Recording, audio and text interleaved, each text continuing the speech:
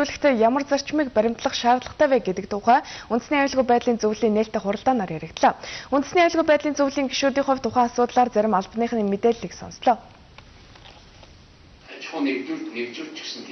Иргэдийг орон сууцчлуулах, хөнгөлөлтөө зээлийн бодлогыг хэрэгжүүлэх, гэр орооллын дахин төлөвлөлтийн асуудлыг шийдвэрлэхдээ юун түрүүнд иргэдийн оролцоонд тулгуурлах шаардлагатай гэж Монгол Улсын ерөнхийлөгч үндэсний аюулгүй байдлын зөвлөлийн тэргүүн хэлбэгт орж үзэж байна. Өөрөөр хэлбэл асуудлаа иргэд өөрсдөө шийддэг байх зарчмыг баримтлах шаардлагатай байгааг төрийн тэргүүн сануулж байна. Бас ажлын эрч хүчийг бууруулахгүй байхаас эхлээд зарим асуудалд анхаарах нь зөв гэдэг тухайд ч үндэсний аюулгүй байдлын зөвлөлийн хуралдааны үеэр яригдлаа. Энэ ажлыг улс төр янз бүрийн амлалт, популизмээс хол байлгамаар байна.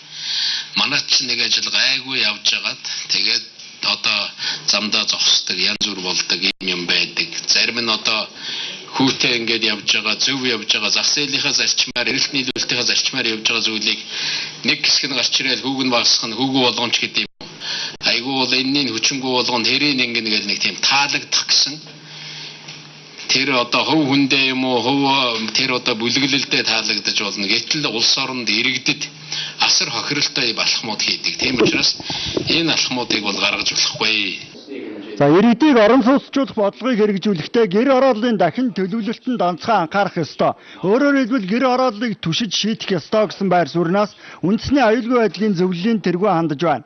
Орон сууцны бодлогыг хэрэгжүүлэхдээ хуучин барилгуудыг засварлах, шинэ суурьшлийн бүсүүд рүү инженерийн бүтэц бүрдүүлэхээс эхлээд олон талын хувилбараар хэрэгжүүлэхийг ч үндэсний аюулгүй байдлын зөвлөлийн тэргүүн зөвлөж байна.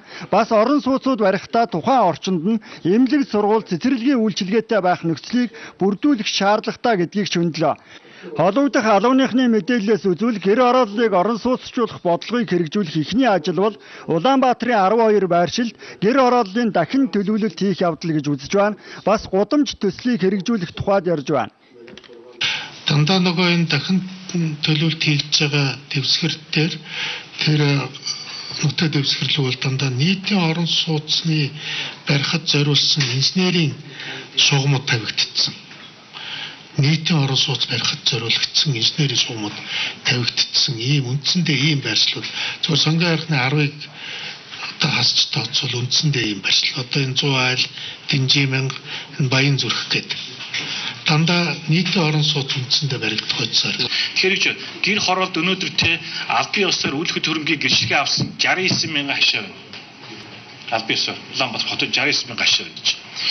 Тэгвэл тэр хашаатай улсуудын хадгалах газрыг дордоод өгнө гэх юм бол 700 км шинэ гудамж Улаанбаатар хотын гэр хороолт барих гэж байна.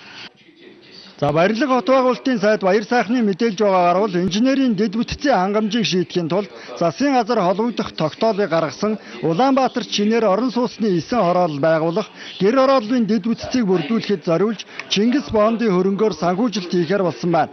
Харин орон сууцны үнийг хит өсөхгүй байхын тулд нийлүүлэлтийг дэмжихэд анхаарч байгааг Төв банкны удирдлага хэллээ. Үн өсгөөс урдсан сэргийлээд Монгол банкны зүгээс бол одоо нийлүүл талаас нь хангалттай их усрыг хангаж байгаа.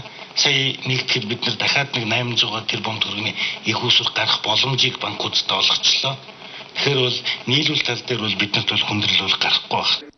Засгийн газрын хувьд ч орон сууцны үнийн өсөлтөөс сэргийлэхэд чиглэсэн зарим талын зохицуулт хийж байгааг барилга хот байгуулалтын сайд тайлбарлаж байна. Тухайлбал дотоодын барилгын материалын үйлдвэрлэлийг дэмжих замаар орон сууцны үнийн хит өсөлт гаргахгүй байх нөхцөлийг бүрдүүлэх боломж вэ гэж засгийн газар үзэж байгаа юм.